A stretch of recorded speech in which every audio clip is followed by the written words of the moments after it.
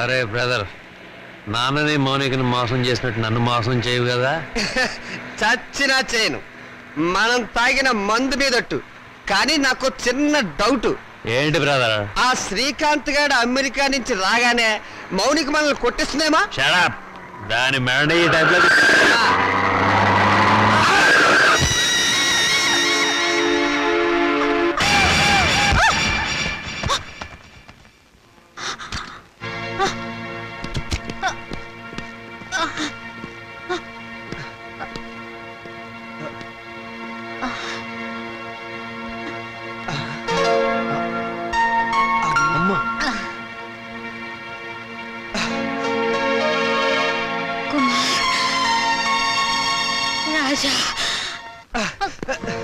మాతృదేవో భవ మాయమాట, పితృదేవో భవ పిచ్చి మాట,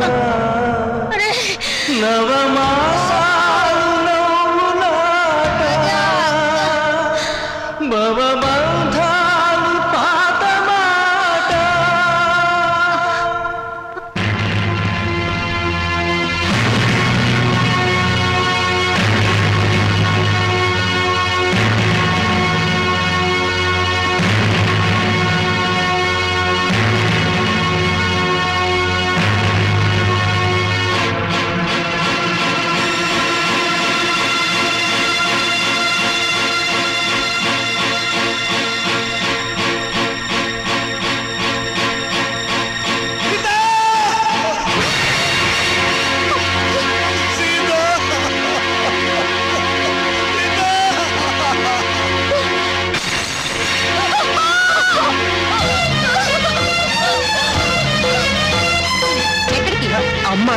అమ్మ లేదు, బొమ్మ లేదు.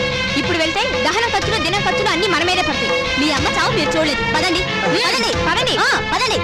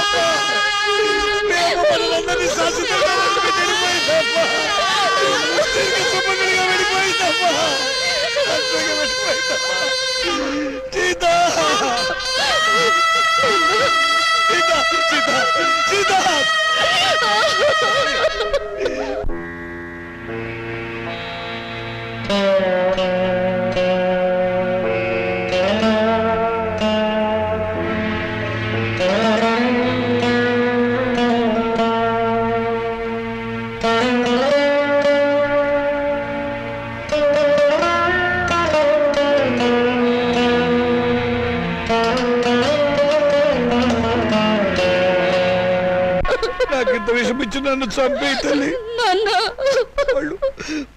వాళ్ళు నన్ను మళ్ళీ మోసం చేశారమ్మా. కొడుకులు మళ్ళీ మళ్ళీ మోసం చేయడం, తండ్రులు మళ్ళీ మళ్ళీ మోసపోవడం ఇప్పటి వరకు నడుస్తున్న చరిత్రే కదా నాన్న. ఇలా జరుగుతుందని నాకు ముందే తెలుసు నాన్న. ఆ చరిత్ర ఇలాంటి కూతురు చేతుల్లో సమస్య పోవాలమ్మా, నగ్నమైపోవాలి.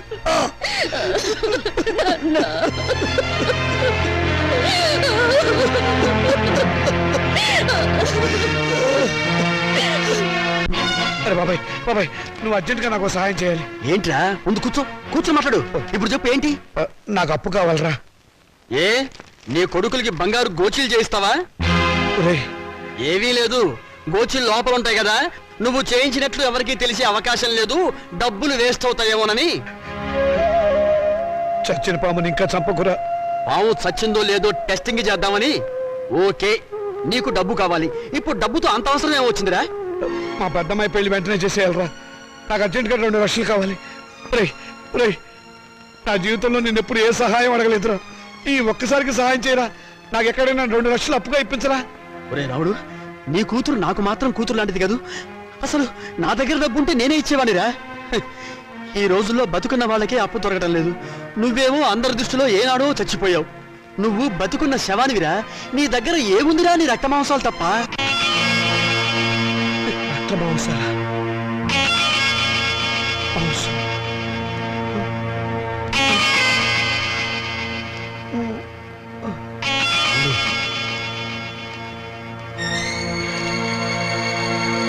నీ దగ్గర ఏముందిరా నీ రక్త మాంసాలు తప్ప.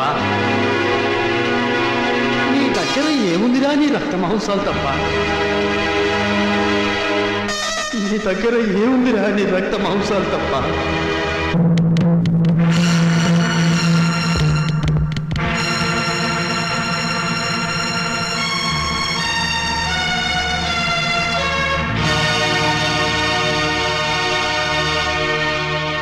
సారీ రామచంద్ర గారు, మీ 2 కిడ్నీల్లో ఒకదాని కండిషన్ బాగుండలేదు, అందుకని రెండోది ఇంకొకరికి ఇచ్చే అవకాశం లేదు. ఇస్తే ఏమవుతుంది డాక్టర్? మీ ప్రాణానికే ప్రమాదం. పర్వాలేదు డాక్టర్, నాకు బ్రతకాలని ఆశ లేదు. నేను ఎప్పుడు చచ్చిపోయాను. నాకు ఇప్పుడు డబ్బు చాలా అవసరం. నేను కిడ్నీ అమ్ముకోవడం తప్ప మరో మార్గం లేదు డాక్టర్. ప్లీజ్. సారీ రామచంద్ర గారు, నా వృత్తికి ద్రోహం చేయలేదు. అలా అడగండి డాక్టర్, ప్లీజ్. మీకు చేతులెత్తి నమస్కారం పెడతాను. నాకు జీవితంలో ఇది ఒక్కటే అవకాశం. నాకు ఈ సహాయం చేయండి, ప్లీజ్ హెల్ప్ మీ. నాకు ఆపరేషన్ చేయండి డాక్టర్, నాకు ఆపరేషన్ చేయండి. అండర్స్టాండ్, ఆపరేషన్ చేస్తే మీ లైఫ్ డేంజర్. డాక్టర్ పర్వాలేదు డాక్టర్, నేను చచ్చిపోయినా పర్వాలేదు. నేను చస్తే అక్కడ 2 ప్రాణాలు బతుకుతాయి డాక్టర్. డాక్టర్ డాక్టర్ మీ కాళ్ళు పట్టుకుని ప్రార్థిస్తున్నాను డాక్టర్, మీ కాళ్ళు పట్టుకుని ప్రార్థిస్తున్నాను. ప్లీజ్. నా జీవితంలో ఈ భారతంలో చేసిన అన్యాయాన్ని ప్రాయశ్చిత్తం చేసుకోవాలి డాక్టర్. ఆ మంచి అవకాశం ఇప్పుడు వచ్చింది డాక్టర్, ఇప్పుడు వచ్చింది. మీరు కాదంటే ఇప్పుడే ఇక్కడే నేను విదేశీ చచ్చిపోతాను డాక్టర్. రామచంద్ర గారు ప్లీజ్. కల్పన, త్వరగా రెడీ చేయండి, సాయంత్రం డిస్పాచ్ చేయాలి. అమ్మా మౌని, నేను ఒకసారి మన ఊరు వెళ్ళొస్తానమ్మా. ఇప్పుడంత అవసరమేంటి నాన్న? అవసరం ఉండి కాదమ్మా, మనశ్శాంతి కోసం. నిజమే నాన్న, మా నూరెళ్ళి 4 రోజులు ప్రశాంతంగా ఉండిరండి. అలాగేనమ్మా. నాన్న, ఈ డబ్బు మీ దగ్గర ఉంచుకోండి. వద్దమ్మా వద్దు, ఇక నేను ఈ రుణబాధను భరించలేను. ఇవ్వవలసిన చేత్తో పుచ్చుకోవలసి రావటం. నాన్న, తండ్రి బిడ్డల మధ్య ఆత్మీయత అనుబంధం ఉండాలి కానీ రుణానుబంధం ఉండకూడదు. నిజమేనమ్మా, నీ పట్ల నేను ఎప్పుడు తండ్రిగా ప్రవర్తించలేదు. అందుకే ఇప్పుడు రుణగ్రస్తుని అయిపోయాను. అది తీర్చుకునే ఒకే ఒక్క అవకాశం నేను చచ్చిపోయే లోపుగా ఇవ్వమని ఆ భగవంతుని ప్రార్థిస్తున్నానమ్మా. నాన్న, ఇవేం మాటలు? మీరింకేం మనసులో పెట్టుకోకుండా ప్రశాంతంగా వెళ్ళిరండి. అక్క పెళ్ళి, ఈ అప్పుల సంగతి నేను చూసుకుంటాను. మీ ఆరోగ్యం జాగ్రత్తగా చూసుకోండి. మీకేమన్నా అయితే నేను భరించలేదు. అలాగేనమ్మా, పసుపు కుంకుమలతో పిల్ల పాపలతో ఆయురారోగ్యాలతో నిండు 100 ఏళ్ళు జీవించమ్మా, జీవించు.